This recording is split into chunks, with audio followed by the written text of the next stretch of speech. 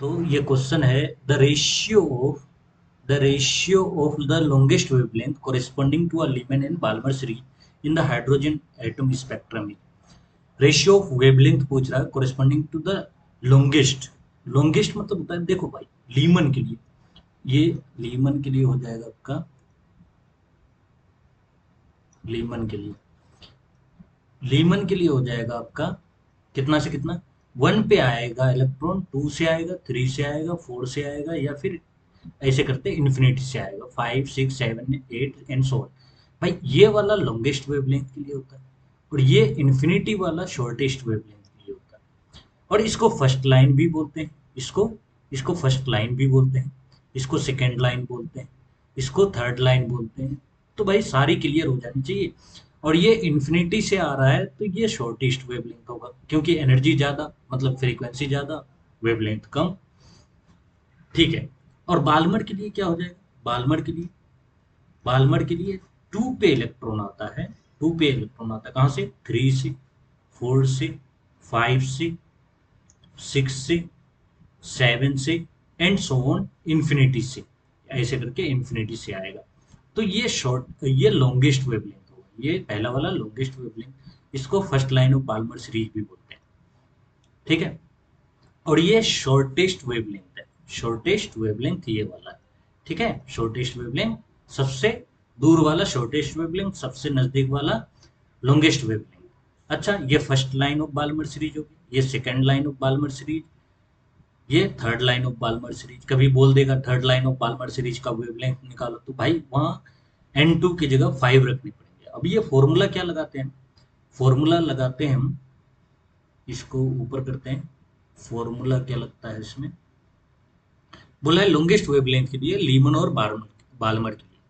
अब इसमें फॉर्मूला ये लगता है, फॉर्मूला लगता है lambda is equal to R into, Lyman के लिए 1 होता है, लॉन्गेस्ट वेवलेंथ के लिए भाई इसके जस्ट बाद वाला होगा 2। ठीक है, ये लीमन के लिए हो जाएगा। कितना होगा, इसको सॉल्व करेंगे तो लैम्डा इज इक्वल टू हो जाएगा, lambda is equal to R into, ये कितना हो जाएगा, 1/1 माइनस 1/4। इसको सॉल्व करेंगे तो क्या हो जाएगा, आर इंटू मतलब 4/1 माइनस 1/1 अपॉन 4/1।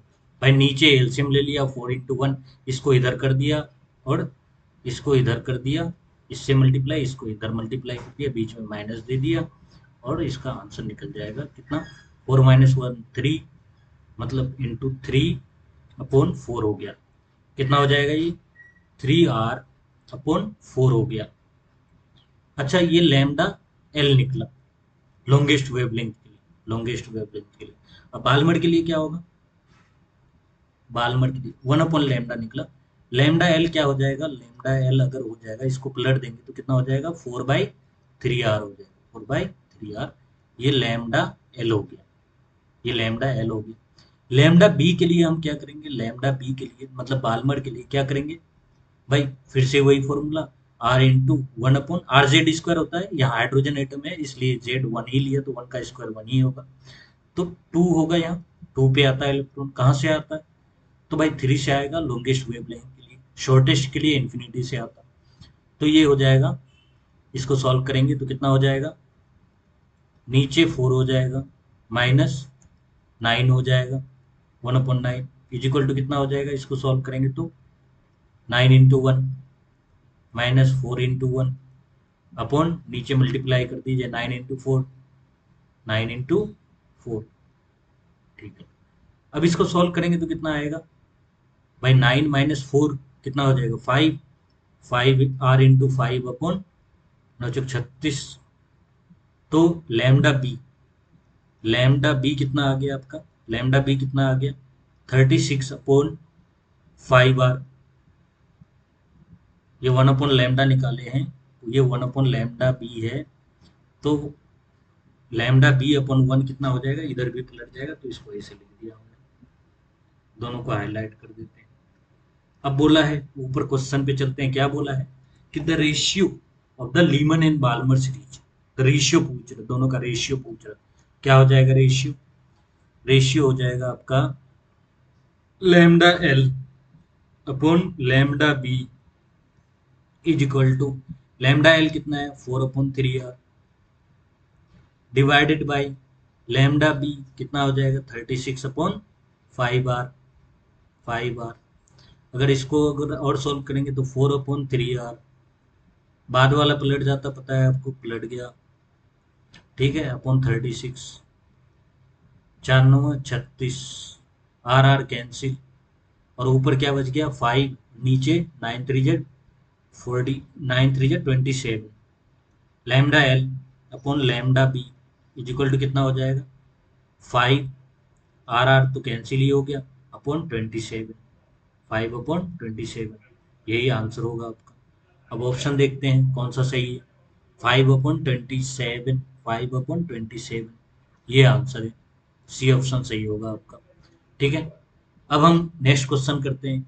नेक्स्ट क्वेश्चन क्या है the wavelength of the first line of the Lyman series first line पूछ दिया हाइड्रोजन एटम के लिए is equal to that of the second line of the Balmer series of hydrogen like atom के लिए भी पूछ दिया इसमें कोई बात नहीं। अब हम ये करते हैं इसमें first line of the Balmer series Lyman series lambda L is equal to R Z square होगा जेड वन ही होगा इसका वन का स्क्वायर चलो लिख ही दे रहा हूँ वन फर्स्ट लाइन बताया कि ये टू होगा फर्स्ट लाइन मतलब वन वन पे इलेक्ट्रॉन आएगा टू से थ्री से फोर से एंड सो ऑन इंफिनिटी से।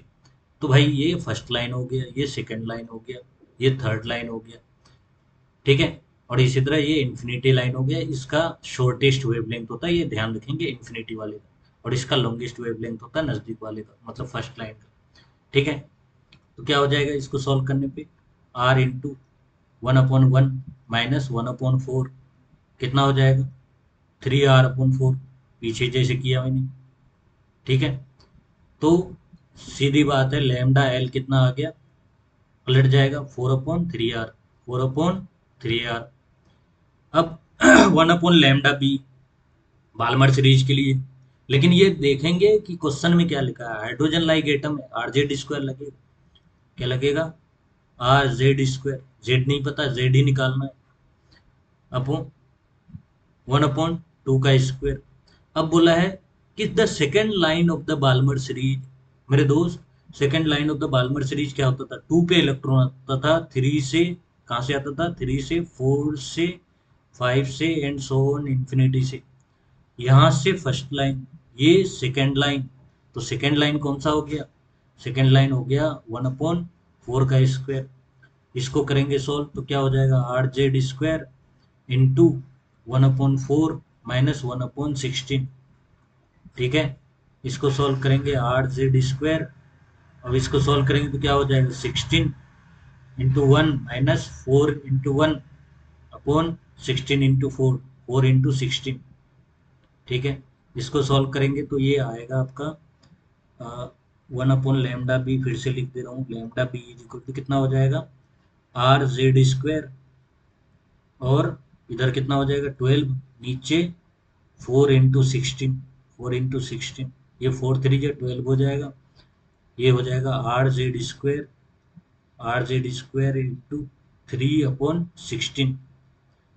ठीक है अब लैम्डा बी भी निकाल दूं लैम्डा बी मतलब 1/लैम्डा बी निकल चुका है तो लैम्डा बी कितना हो जाएगा 16/3 3 r/z स्क्वायर मेरे दोस्त इसी को पलट दिया इसको 3 r/z² अपॉन 16 तो 16/3 r/z² ये लैम्डा भी निकल चुका हमारा ये लैम्डा भी निकल चुका है। अच्छा लैम्डा एल भी है हमारे पास लैम्डा एल भी है बोल रहा है दोनों का वेवलेंथ इक्वल है। क्वेश्चन पढ़िए क्वेश्चन क्या है the wavelength of the first line of Lyman series for hydrogen atom is equal to that of the second line of the Balmer series for hydrogen like atom मतलब दोनों wavelength equal है। अच्छा दोनों wavelength equal होगा तो क्या होगा दोनों को इक्वल कर दीजिए lambda B is equal to lambda L कर दीजिए लैम्डा बी कितना है 16/3 r/z स्क्वायर और लैम्डा एल कितना है, लैम्डा एल 4, यहाँ देख लीजिए, ठीक है, 4/3 आर, 4/3 आर, 3 आर है, 3 आर कैंसिल हो जाएगा मेरे दोस्त, और ये कितना हो जाएगा, चलो ऐसे ही कर दे रहा हूँ इसको, ये जेड स्क्वायर उधर जाएगा तो 16 इधर बच गया, और उधर कितना हो गया 4z स्क्वायर, तो Z square is equal to कितना हो जाएगा 16/4 मेरे दोस्त, ये इधर आके डिवाइड हो जाएगा, ठीक है। तो Z square is equal to कितना आ गया 4 आ गया, कितना आ गया 4×4 = 16, मतलब 4 आ गया, तो यहाँ 4 लिखेंगे, Z square is equal to 4। अच्छा, Z square is equal to 4 आया तो जेड इज इक्वल टू कितना आ जाएगा, +-2, +-2, लेकिन एटॉमिक नंबर हमेशा पॉजिटिव होता है तो +2 लेंगे, +2 लेंगे। तो वो जेड मतलब वो एटम कौन सा था भाई, जाहिर सी बात है एटॉमिक नंबर 2 किसका है, हीलियम का, तो हीलियम एटम था, ठीक है, हीलियम एटम था, कौन सा हो जाएगा जेड इज इक्वल टू 2, कौन सा ऑप्शन है, डी ऑप्शन सही है आपका, और ये करेक्ट हो जाएगा, ठीक है। नेक्स्ट क्वेश्चन देखते हैं, नेक्स्ट क्वेश्चन क्या है, which source is associated with emission spectrum, मतलब इलेक्ट्रॉन के ट्रांजिशन की वजह से किसमें इमिशन स्पेक्ट्रम होता है, मतलब भाई ये न्यूक्लियस है, ये एटम है मान लो, ये ये शेल है, शेल, यहाँ से यहाँ इलेक्ट्रॉन ट्रांजिशन होगा तो क्या होगा, इमिशन स्पेक्ट्रम होगा। अच्छा, यहाँ न्यूक्लियस पे नहीं जाएगा, ठीक है, यहाँ से इधर ट्रांसफर होगा तो इमिशन स्पेक्ट्रम निकलेगा। वो इलेक्ट्रिक फायर में तो होता नहीं है, इलेक्ट्रिक फायर में ये चीज नहीं होता। इमिशन स्पेक्ट्रम हम लोग मैन मेड करते हैं, वो है neon street sign bulb, neon street sign bulb से करते हैं, आपने देखे होंगे। नियोन स्ट्रीट साइन बल्ब आपको दिखाता हूँ, रुक जाइए, ये जो साइन बोर्ड लगा है ये neon street, neon street light का है, क्या है, ये जो साइन बोर्ड लगा है, ठीक है, बहुत सारे साइन बोर्ड लगे रहते हैं, ठीक है, तो ये हो जाएगा answer neon street light. Red traffic light emission से नहीं होता, सन भी इमिशन से नहीं होता, यहाँ यहाँ फ्यूजन होता है, यहाँ फ्यूजन होता है। रेड लाइट ये इलेक्ट्रिसिटी से लाइट जनरेट होता है, ठीक है, यहाँ भी इलेक्ट्रिसिटी यूज होता है बट इमिशन के लिए होता है, यहाँ actually light emitting tubes LED use होता है, ठीक है, और यहाँ इलेक्ट्रिक फायर में क्या है भाई, इसको ये देखा है ओवन, इलेक्ट्रिक ओवन, ठीक है, बहुत सारी वायर होती है लपेटी हुई सर्कुलर टाइप में ऐसे करके स्प्रिंग टाइप में, तो उसमें भी इमिशन स्पेक्ट्रम नहीं होता, ठीक है, सिर्फ नियॉन साइन बल्ब में होता है। नेक्स्ट क्वेश्चन है, नेक्स्ट क्वेश्चन क्या है, the a particle of mass m is moving around the origin with a constant force F pulling it towards the origin। ये तो बोर मॉडल इज यूज, साफ साफ बोल रहा है कि भाई क्या यूज करना है, a particle of mass m moving around the origin with a constant force F, मतलब ओरिजिन के चारों ओर घूम रहा है, जाहिर सी बात है सेंट्रीपेटल फोर्स लगेगा, तो F इज इक्वल टू क्या लगा देंगे, mv² r, सेंट्रीपेटल फोर्स होता है, एफ सी लिख दूं सेंट्रीपिटल फोर्स। और दूसरी बात बोल रहा है कि बोर क्वांटाइजेशन एनर्जी यूज करो, क्या यूज करो, Bohr model is use to describe the motion. भाई बोर मॉडल यूज करोगे तो बोर मॉडल में क्या होता है, हाँ बोर मॉडल में क्या होता है, bore quantization of angular momentum, ये तो फॉर्मूला होता है। अच्छा, इस h/2 को कांस्टेंट मान लीजिए तो क्या हो जाएगा, mvr is equal to N, इस कांस्टेंट की जगह ये वाला कांस्टेंट आता है, ठीक है, इससे v निकाल लीजिए और इस v को वहां हम पुट कर देंगे, आसानी से हो जाएगा, क्या हो जाएगा n, ये वाला कांस्टेंट इसका नाम नहीं पता, अपॉन एम आर हो जाएगा, ठीक है, इसको वहां पुट करेंगे तो क्या हो जाएगा, इसको एफ सी को आगे बढ़ाइए, F C is equal to क्या हो जाएगा, m/r, m/r, वी स्क्वायर है, वी स्क्वायर में ये इसका स्क्वायर हो जाएगा, तो n का स्क्वायर, ये वाले कांस्टेंट का स्क्वायर, नीचे m का स्क्वायर और नीचे r का भी स्क्वायर, ये और ये कैंसिल हो जाएगा, ठीक है, और क्या बच गया भाई, क्या क्या बच गया, एन स्क्वायर, ये वाला कांस्टेंट का स्क्वायर अपॉन एक m तो कैंसिल हो गया, और r क्यूब हो जाएगा, क्यों, यहाँ तो 2 है, एक पावर यहाँ से जुड़ेगा, ठीक है, तो ये 3 हो जाएगा पावर, ठीक है भाई। अब इसको कैसे क्या करेंगे, इसको करने का ये तरीका है कि F C is equal to क्या निकल गया, centripetal force is equal to, ठीक है, ये कांस्टेंट एम आर क्यू, ठीक है।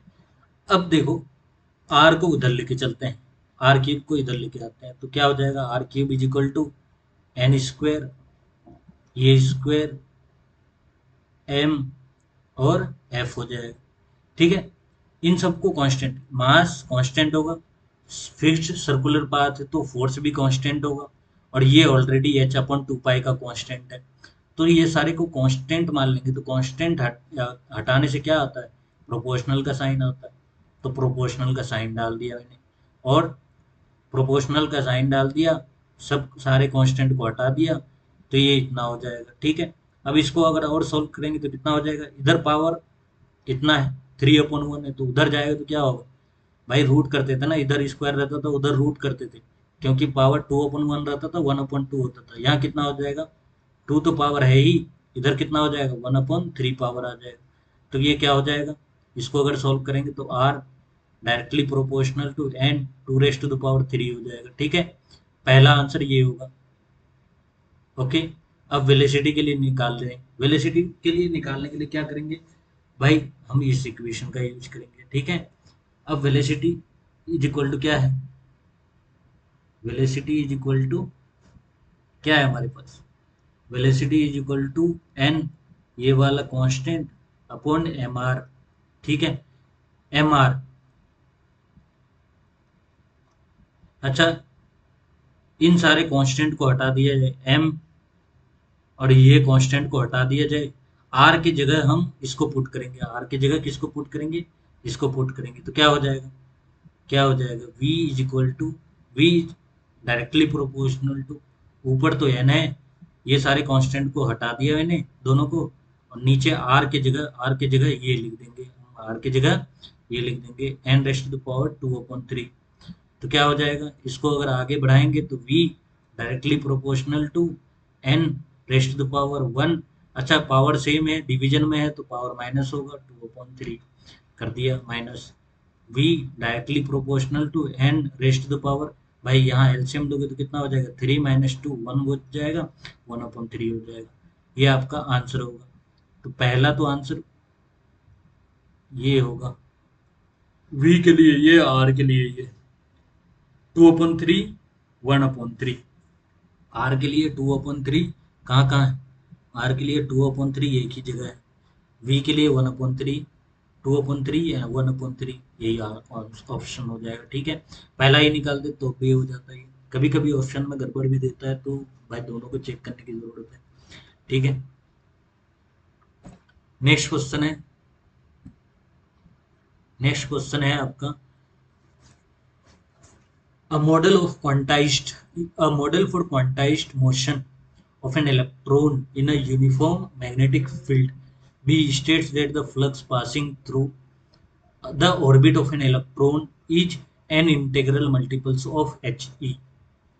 दिया हुआ है कि फ्लक्स कितना मल्टीप्लाई है, फ्लक्स का फॉर्मूला होता है B dot A, magnetic flux का फॉर्मूला, और वो दिया हुआ है कि N integral multiples of H upon E, ये दिया हुआ है, ये करने की जरूरत है, और आगे भी करेंगे हम, क्योंकि ये सर्कुलर मोशन में ये मैग्नेट, ये एरिया है, ये मैग्नेटिक फील्ड है, भाई सर्कुलर मोशन में एरिया का ये क्या होता है, पाई आर स्क्वायर, एरिया का फॉर्मूला पाई आर स्क्वायर। भाई लोएस्ट स्टेट के लिए, लोएस्ट स्टेट के लिए अगर रेडियस मतलब फ्लक्स निकालेंगे तो कितना आएगा, ये 1 हो जाएगा, और ये इतना हो जाएगा, ठीक है। तो इससे क्या आ जाएगा, इसको दोनों को नीचे भेज दीजिए, हमें आर स्क्वायर चाहिए actually, R square is equal to क्या हो जाएगा, एच अपॉन ई, ई में कौन आ जाएगा इधर, एक तो पाई है, एक तो ई है इधर, एक बी है, तो पाई ई बी आ गया, ठीक है, R square is equal to pi E B आ गया।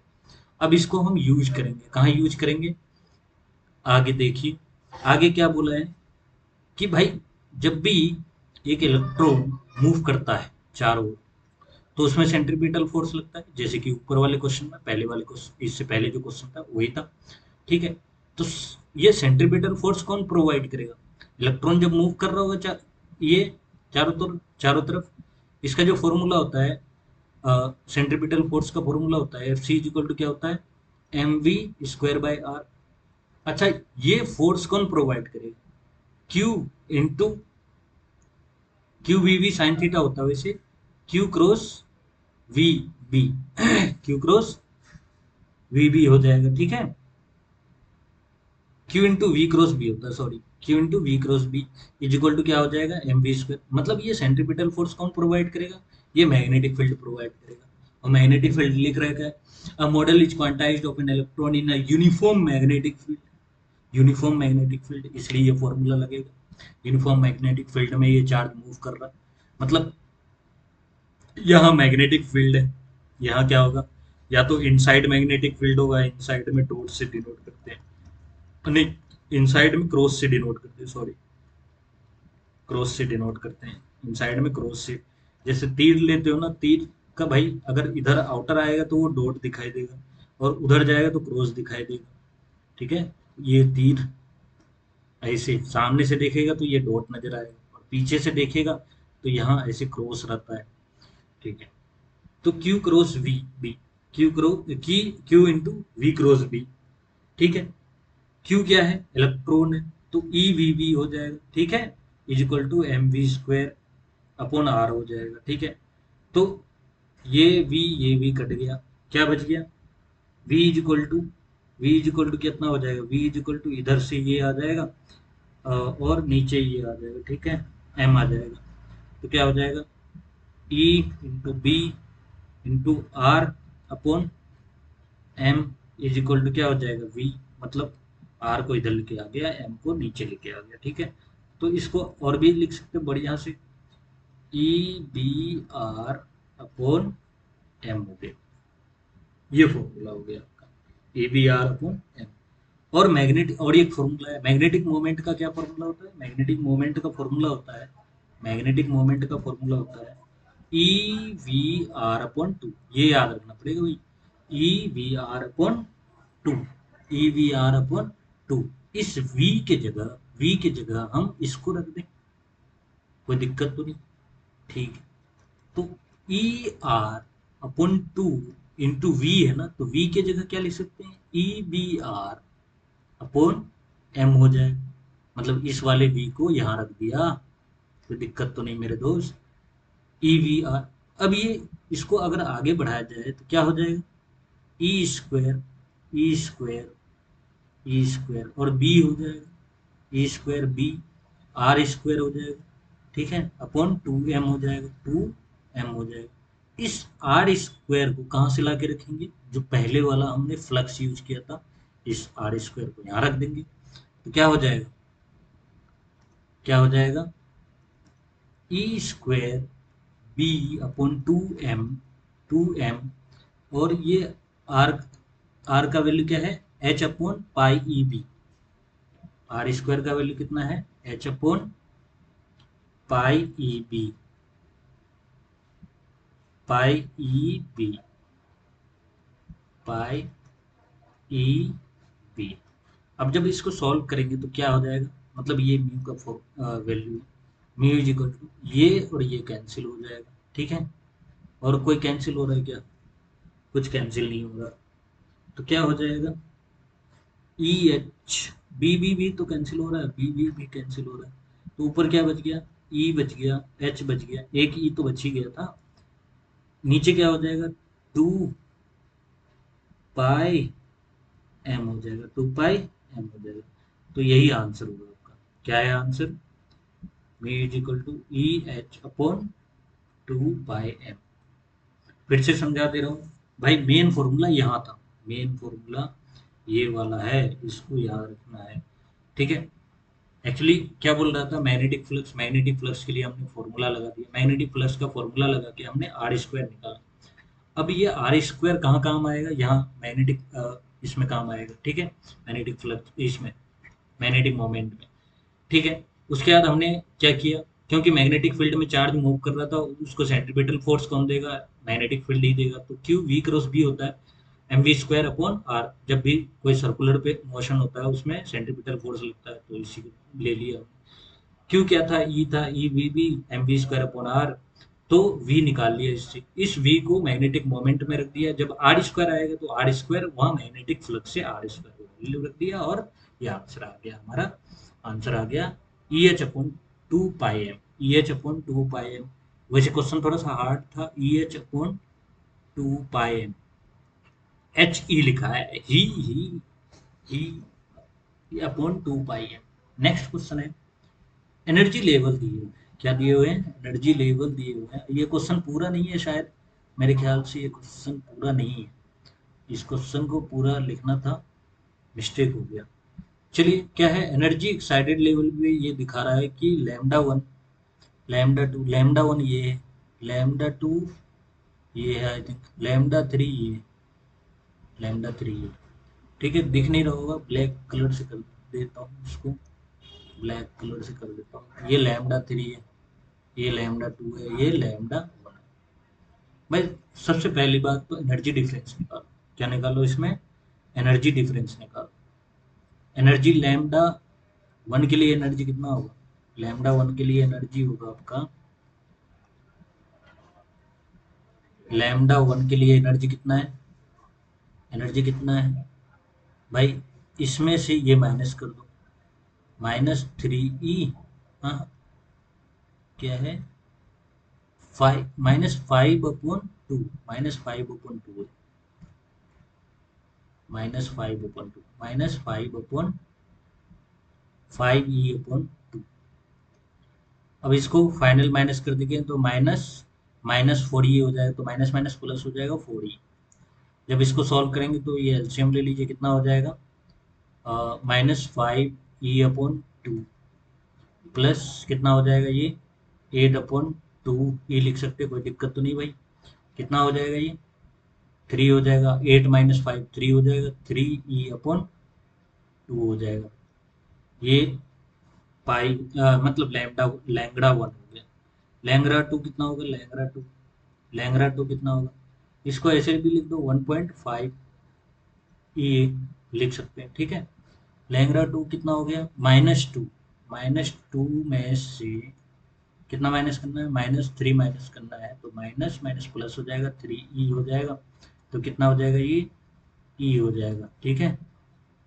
ये इसको लिख सकते हैं ई, लैम्डा टू के लिए।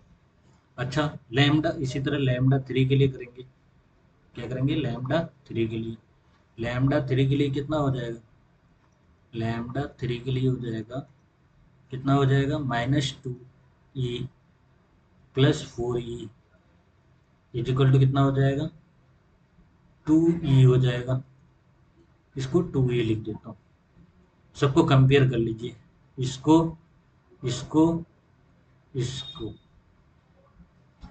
अब बोल रहा है कि कौन बड़ा है, कैसे पता चलेगा भाई, ऑप्शन लिख देता हूँ, इस क्वेश्चन का ऑप्शन नहीं लिखा गया है, ऑप्शन नहीं लिखा गया है, तो सबसे पहली बात तो लिख दे रहा हूँ इसको।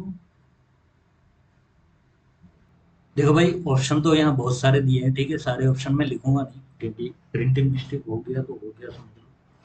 देखो, E is equal to S C होता है, एस सी अपॉन लैम्डा होता है, प्लैंक्स थ्योरी है, जूल में निकलता है ये एनर्जी, ऐसा यूनिट में रखने पे, J O U L E, joule में निकलता है एनर्जी, ठीक है। E is equal to S C upon lambda, मतलब लैम्डा इज इक्वल टू क्या हो जाएगा, एस सी अपॉन ई हो जाएगा, एस सी अपॉन ई, मतलब कहने का मतलब ये है कि lambda is inversely proportional to E, S C को हटा दिया, कांस्टेंट की जगह ये लगा दिया, प्रोपोर्शनल साइन, ठीक है। तो किसका भाई, कौन सबसे ज्यादा है, कौन सबसे ज्यादा है, तो टू ई सबसे ज्यादा है, वो तो दिख रहा, टू ई सबसे ज्यादा है, उसके बाद 1.5 ई है, उसके बाद कौन है, सबसे कम कौन है, ई है। भाई जो सबसे ज्यादा है वो कम होगा, मतलब लैम्डा थ्री सबसे कम होगा, उसके बाद कौन है, उसके बाद कौन है, लैम्डा वन है, ढेर के लिए कौन है, लैम्डा वन है, और सबसे कम कौन है, लैम्डा टू है, तो लैम्डा टू सबसे बड़ा होगा, लैम्डा टू बड़ा होगा सबसे, तो लैम्डा टू बड़ा जो है एक ही में दिया है इसमें, और ये ऑप्शन है डी, डी ऑप्शन में ही लिखा है क्या लिखा है कि लैम्डा टू जो है बड़ा है लैम्डा वन से, ये एक ही ऑप्शन में लिखा है तो यही हो जाएगा। लेकिन इसको और साफ करना है कि lambda two is equal to lambda two और लैम्डा थ्री को इक्वल कीजिए, क्या हो जाएगा, लैम्डा टू और लैम्डा थ्री को क्या हो जाएगा, lambda two upon lambda three करते हैं, लैम्डा थ्री करते हैं, क्या हो जाएगा, लैम्डा टू के लिए एनर्जी कितना है, ई हो जाएगा, तो लैम्डा टू के लिए कितना हो जाएगा, वन अपॉन ई हो जाएगा, क्या हो जाएगा, वन अपॉन ई। और लैम्डा थ्री के लिए कितना है, टू ई है, तो कितना हो जाएगा, इसके लिए डिवाइड करना था, डिवाइड करेंगे, मतलब डिवाइड करेंगे क्या, वन अपॉन टू ई से डिवाइड करेंगे, तो कोई नहीं, one upon E multiplied by two E ऊपर आ जाएगा, ठीक है, ई कैंसिल, क्या हो जाएगा, टू अपन वन हो जाएगा। अच्छा, ये लैम्डा थ्री अगर उधर जाएगा तो क्या होगा, lambda two upon lambda three is equal to two upon one. अगर इसको ऐसे कर दिया जाए, इसको ऐसे कर दिया जाए तो lambda two is equal to two lambda three आ गया, टू लैम्डा थ्री आ गया, ये भी ऑप्शन डी में ही। अच्छा, ये वाला कैसे किया, ये यहाँ समझ में नहीं आया होगा, यहाँ समझ में नहीं आया होगा, क्या किया भाई, भाई लैम्डा इन्वर्सली प्रोपोर्शनल टू ई होता है, तो भाई वन अपॉन ई होगा, जहाँ लैम्डा टू होगा उसका एनर्जी नीचे आ जाएगा, जहाँ लैम्डा थ्री होगा, और ये डिवीजन में क्यों, lambda two divided by lambda three, तो divided by lambda three, lambda three के लिए क्या है एनर्जी, टू ई है, तो वन अपॉन टू ई हो जाएगा लैम्डा के लिए, तो ये पलटने के बाद ये टू ई अपॉन वन हो जाएगा, ये कट गया, टू अपॉन वन हो गया, ये रिलेशन आ गया। तो फाइनल जो आंसर होगा, फाइनल आंसर क्या होगा, lambda two greater than lambda one and lambda two is equal to two lambda three, ये आंसर हो जाएगा। ठीक है दोस्त, नेक्स्ट क्वेश्चन करते हैं हम। नेक्स्ट क्वेश्चन है the ground state energy of hydrogen atom is इतना, ground state energy hydrogen atom का कितना है, कितना है, दिया हुआ है। The energy needed to ionize the hydrogen atom from its second excited state, फंसाता यही है, फर्स्ट एक्साइटेड स्टेट मतलब, फर्स्ट एक्साइटेड स्टेट ये तो ग्राउंड हो गया ना भाई, यहाँ मान लिया इलेक्ट्रॉन है तो ग्राउंड हो गया, फर्स्ट एक्साइटेड स्टेट मतलब यहाँ गया होगा, सेकंड में गया होगा इलेक्ट्रॉन, और सेकंड एक्साइटेड मतलब इलेक्ट्रॉन थर्ड में गया होगा, तो यहाँ गया होगा इलेक्ट्रॉन, भाई N is equal to three हो जाएगा, N is equal to three हो जाएगा। अब इससे यहाँ अगर इलेक्ट्रॉन है तो यहाँ से इलेक्ट्रॉन को आयनाइज कराने में, यहाँ से इलेक्ट्रॉन को भगाने में, इसका एनर्जी जीरो करने में कितना एनर्जी और देना पड़ेगा। तो सबसे पहले निकालते हैं, ई एन का फॉर्मूला होता है, क्या होता है formula, -13.6 Z square upon N square, क्योंकि ये हाइड्रोजन एटम है तो जेड वन हो जाएगा, और एन तो पता है कितना है, N three, second excited state के लिए एन थ्री होता है, थर्ड के लिए फोर हो जाएगा, ठीक है, तो जेड स्क्वायर वन हो गया, और एन स्क्वायर मतलब थ्री का स्क्वायर हो गया, ठीक है, -13.6 अपॉन नाइन हो जाएगा, ई वी लिख देंगे सब में, ई वी नहीं तो हो जाएगा टी वी -1.51 इलेक्ट्रॉन वोल्ट। अब ये इतना एनर्जी है उस इलेक्ट्रॉन, मतलब यहाँ जो इलेक्ट्रॉन है उसमें एनर्जी कितना है, 1.51 ईवी, इतना इलेक्ट्रॉन एनर्जी है, इलेक्ट्रॉन वोल्ट एनर्जी है। अच्छा, इसको इतना ही अगर और एनर्जी दे देंगे, मतलब +1.51 ईवी इलेक्ट्रॉन एनर्जी दे देंगे, तो ये इनफाइनाइट में चला जाएगा, जहां एनर्जी इसका जीरो हो जाएगा, क्योंकि नेगेटिव एनर्जी है, ये बाउंडेड है, जो ही एनर्जी जीरो होगा ये बाउंडेड से हट जाएगा, बाउंडेशन से हट जाएगा। तो कितना एनर्जी देना पड़ेगा हमें आयनाइज करने के लिए, 1.51 ईवी एनर्जी देना पड़ेगा, ठीक है, ये ऑप्शन सी में है, ये आंसर हो जाएगा। नेक्स्ट क्वेश्चन है the angular momentum of an electron moving in an orbit of hydrogen atom is इतना, angular momentum of an electron moving in an orbit of hydrogen atom is इतना, the energy in the same orbit is. सबसे पहली बात भाई, angular momentum का formula होता है L is equal to M V R, M V R, अच्छा इसको मिटा दूं, इसको कहाँ खुजली है, ये मिट गया। ठीक है, L is equal to M V R, इसका फॉर्मूला क्या होता था, angular Bohr quantization of angular momentum, ये तो फॉर्मूला होता था। और इसी का वैल्यू उसने दिया हुआ है, कितना दिया हुआ है, इतना दिया हुआ, तो कोई बात नहीं, एन ही तो निकालना है हमें। एन पता चल जाएगा कि एन से पता चलेगा कि कौन से सेल में एनर्जी इलेक्ट्रॉन है, कौन से सेल में इलेक्ट्रॉन है, तो उसमें एनर्जी भी निकाल देंगे। अच्छा, ये पाई पाई कैंसिल हो जाएगा, एच एच कैंसिल हो जाएगा। अच्छा, क्या क्या बच गया हमारे पास, इधर एन बच गया अपॉन टू, और उधर क्या बचा 1.5। तो एन कितना आ जाएगा, एन इज इक्वल टू कितना हो जाएगा 1.5 इंटू टू, कितना हो जाएगा, एन इज इक्वल टू 3 हो जाएगा, एन इज इक्वल टू 3 हो जाएगा। जब इतना होगा तो यही एनर्जी निकालना, यही एनर्जी निकालना है। तो E3, भाई पिछले ही क्वेश्चन में निकाला मैंने E3, E3 is equal to कितना हो जाएगा -13.6। हाइड्रोजन लाइक एटम है तो Z square upon N square तो होगा नहीं, जेड स्क्वायर 1 ही हो जाएगा, तो 1 का स्क्वायर लिख दूं अपॉन 3 का स्क्वायर 9 होता है, -13.6 अपॉन 9 हो जाएगा, EV हो जाएगा। ठीक है, तो इसका वैल्यू जो आता है पिछले ही क्वेश्चन में आया 1.51 EV इलेक्ट्रॉन वोल्ट, तो ये हो जाएगा आपका। ठीक है, अब ये इतना एनर्जी है उस ऑर्बिट में, अगर कोई भी इलेक्ट्रॉन उस ऑर्बिट में है उसमें एनर्जी कितना होगा 1.51, 1.51 एक ही में दिख रहा है मुझे 1.5। ठीक है, तो ये ऑप्शन सही हो जाएगा। नेक्स्ट क्वेश्चन है मेरा, नेक्स्ट क्वेश्चन है the radius of innermost orbit of hydrogen atom is इतना, what is the radius of third allowed orbit of hydrogen atom. फिर से भाई रेडियस का फॉर्मूला, सबसे पहले तो एनर्जी का फॉर्मूला याद करें। रेडियस का फॉर्मूला होता है N square upon Z into R nought. ठीक है, तो भाई थर्ड अलाउड ऑर्बिट के लिए तो n3 हो जाएगा और z1 हो जाएगा इंटू आर नोट दिया हुआ है 5.3 इंटू 10⁻⁻11 मीटर है। ठीक है, तो 3 3 जा 9 हो जाएगा इंटू 5.3 इंटू 10⁻⁻11 मीटर।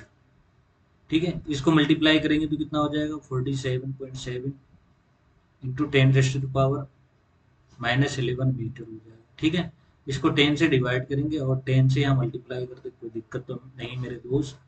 जो ही डिवाइड करेंगे इसको तो कितना हो जाएगा, इसको डिवाइड करने पे 4.77 आ जाएगा। और इधर कितना हो जाएगा, भाई ये पावर 1 है तो बेस सेम है, पावर जुड़ जाएगा तो कितना हो जाएगा -11 में एक और जुड़ गया तो कितना हो जाएगा -10 हो जाएगा। ठीक है, ये मीटर लगेगा। ठीक है, जब 10 रहता है आपको पता है कि उसको एंगस्ट्रॉम बोलते हैं, तो ये क्या हो जाएगा एंगस्ट्रॉम हो जाएगा। तो 4.77 एंगस्ट्रॉम कहाँ है, ऑप्शन ऑप्शन नंबर बी में है। ठीक है, इसको टिक मारने के लिए मुझे ब्लैक कलर करनी पड़ेगी और 4.77 आंसर ये है। ठीक है, 4.77 एंगस्ट्रॉम। अब नेक्स्ट क्वेश्चन है, नेक्स्ट क्वेश्चन है T1 T2। भाई यहाँ क्वेश्चन ही गलत लिखा है। ठीक है, एनर्जी है T1 T2, एनर्जी है first and second excited state के लिए, ये एनर्जी है। यहाँ क्वेश्चन ही गलत लिखा है, in the first and second excited state energy होगा, ये क्या होगा, टाइम पीरियड नहीं है, टी से वैसे टाइम पीरियड होता है, कोई बात नहीं। फर्स्ट एक्साइटेड मतलब N is equal to 2, second excited state मतलब एन इज इक्वल टू 3 होगा। अब देखो एनर्जी का फॉर्मूला होता है ई एन होता है, मतलब E2 हो जाएगा -13.6, जेड स्क्वायर 1 ही होगा हाइड्रोजन एटम, और अपॉन एन स्क्वायर मतलब 2 का स्क्वायर 4 हो जाएगा, -13.6 अपॉन 4 हो गया, इलेक्ट्रॉन वोल्ट हो गया, कितना हो जाएगा ये -3.4 इलेक्ट्रॉन वोल्ट हो जाएगा। ठीक है, अब E3 इज इक्वल टू कितना हो जाएगा -13.6 अपॉन 3 का स्क्वायर हो जाएगा। ठीक है, -13.6 इलेक्ट्रॉन वोल्ट अपॉन 3 का स्क्वायर होता है 9, और ये कितना हो जाएगा -1.5। अच्छा, ये सब करने की जरूरत भी नहीं थी, आप इसका और इसका रेशियो भी कर देंगे तो हो जाएगा। क्यों, आपको दिख रहा है 13 चाहिए, तो हम इतना दूर करने की जाएंगे नहीं। ठीक है, तो क्या कर लेंगे, ई 1/E2 कर लो चाहे, वो क्या लिखा है, T1 T2 लिखा है ना, इसलिए ठीक है। ये E1 मान लो, ये E2 मान लो, ठीक है। अभी इसको कर दो, -13.6/4 हो जाएगा। अगर डिवाइड करेगा तो ये डिवाइड, भाई यहाँ डिवाइड कर दे, डिवाइड कर दे डिवाइड, आपको मर्जी है, कर दिया डिवाइड, ठीक है, कर दिया डिवाइड। अब ये कितना हो जाएगा, 4/9, 9/4 तो साफ साफ दिख रहा है मुझे, ठीक है। अपॉन 4 डिवाइड मल्टीप्लाई में चेंज होगा, -13.6, ये कैंसिल हो जाएगा, 9/4, 9/4 हो जाएगा, क्या हो जाएगा, 9/4 हो जाएगा। डी ऑप्शन सही होगा, ठीक है, डी ऑप्शन सही होगा। नेक्स्ट क्वेश्चन है, for which of the following the bore model is not valid. Bohr model भाई, यहाँ 1+ था, यहाँ 1+ था। बोर मॉडल 1 इलेक्ट्रॉन स्पीसीज के लिए वैलिड होता है, 1 इलेक्ट्रॉन स्पीसीज के लिए, मल्टी इलेक्ट्रॉन स्पीसीज के लिए वैलिड नहीं, 1 इलेक्ट्रॉन स्पीसीज के लिए वैलिड है, मतलब 1 इलेक्ट्रॉन एटम के लिए। हाइड्रोजन के लिए वैलिड होगा, सिंगली आयनाइज्ड हीलियम एक ही इलेक्ट्रॉन है यहाँ, यहाँ भाई यहाँ 9 इलेक्ट्रॉन है, क्योंकि 10 इलेक्ट्रॉन होता है, उसमें से एक इलेक्ट्रॉन उड़ गया तो 9 इलेक्ट्रॉन बचे ना। 10 इलेक्ट्रॉन होता है नियोन में, उसमें से एक इलेक्ट्रॉन उड़ गया, एक प्लस चार्ज लग गया, तो मतलब 9 इलेक्ट्रॉन तो बच गए, मल्टी इलेक्ट्रॉन स्पीसीज है, इसलिए सिंगली आयनाइज्ड लिखा है, ठीक है। और ये ड्यूट्रॉन, ड्यूट्रॉन भी हाइड्रोजन ही होता है, एक इलेक्ट्रॉन ही होता है उसमें, तो ये भी सही होगा, ठीक है। आंसर कौन सा हो जाएगा, ये वाला आंसर हो जाएगा, ठीक है, डी ऑप्शन हो जाएगा, singly ionised neonate, singly ionised, single ionised neon, ठीक है मेरे दोस्त, ये ऑप्शन हो जाएगा आंसर सही। नेक्स्ट क्वेश्चन है, the total energy of an electron in an orbit is इतना, its kinetic and potential energy. भाई जब भी काइनेटिक और पोटेंशियल एनर्जी बोले ना, तो एनर्जी क्या दिया हुआ है, E N is equal to कितना दिया हुआ है, -3 पॉइंट इलेक्ट्रॉन वोल्ट, ठीक है। और काइनेटिक एनर्जी जो होता है, काइनेटिक एनर्जी होता है, काइनेटिक एनर्जी होता है माइनस ई एन होता है, क्या होता है, माइनस ई एन होता है। और ई एन का वैल्यू कितना है, माइनस माइनस 3.14, तो कितना हो जाएगा, 3.4 इलेक्ट्रॉन वोल्ट हो जाएगा, ठीक है। पोटेंशियल एनर्जी भाई, पोटेंशियल एनर्जी कितना होता है, पोटेंशियल एनर्जी 2 × ई एन होता है, 2 × ई एन होता है, मतलब दोगुना इसका, तो 2 × ई एन कितना है, -3.4 इज इक्वल टू कितना हो जाएगा, -6.8 हो जाएगा इलेक्ट्रॉन वोल्ट। तो कहाँ है 6.8, दो ही जगह है, और ये पॉजिटिव होगा, डी ऑप्शन सही हो जाएगा, ठीक है। ये ध्यान रखना, टोटल एनर्जी के नेगेटिव को काइनेटिक एनर्जी, और दो गुना को without sign change potential energy, ठीक है। दो गुने को without sign change potential energy, और नेगेटिव साइन लगा देंगे उसमें तो काइनेटिक एनर्जी, मतलब काइनेटिक एनर्जी टोटल एनर्जी के बराबर ही होता है, बस वो पॉजिटिव साइन का होता है, क्योंकि काइनेटिक एनर्जी ½ mv² होता है, तो वैसे भी वो पॉजिटिव ही होना है, तो टोटल एनर्जी का नेगेटिव हो जाता है। और ये पोटेंशियल एनर्जी दोगुना हो जाता है, पोटेंशियल एनर्जी भाई नेगेटिव होती है। नेक्स्ट क्वेश्चन है, the radius of the first permitted Bohr orbit of an electron in a hydrogen atom equals इतना, भाई रेडियस दिया हुआ, ग्राउंड स्टेट इक्वल्स इतना, ठीक है। ग्राउंड स्टेट में एनर्जी दिया हुआ है, और radius of the first permitted orbit का रेडियस भी दिया हुआ है। If the charge on the electron in mass of electron R E and A, the first bore radius, the first Bohr radius and ground state energy will be, अच्छा इसका मास अलग है, मास अलग है। इलेक्ट्रॉन को अगर रिप्लेस कर दिया, ये क्वेश्चन ही थोड़ा सा गलत लिखा गया, इलेक्ट्रॉन अगर रिप्लेस कर दिया जिसका चार्ज 2e है और मास कितना है 207 है, तो उसमें क्या हो जाएगा भाई, रेडियस का तो ये याद कर लो क्या होता है, एनर्जी का -13.6 Z² अपॉन एन स्क्वायर हो जाएगा। ठीक है, रेडियस के लिए क्या हो जाता है, रेडियस के लिए कितना हो जाएगा, N square into R nought का वैल्यू होता है 5.3 एंगस्ट्रॉम, 0.53 एंगस्ट्रॉम, तो 0.53 एंगस्ट्रॉम होता है अपॉन जेड होता है। भाई मास नंबर बढ़ेगा तो जेड भी बढ़ेगा, मास नंबर इतना बढ़ा रहे हैं जेड नंबर बढ़ेगा। इसको बाद में देखते हैं, थोड़ा सा टफ है वैसे, it can't be solve easily. So we'll see the next question is, next question is next question is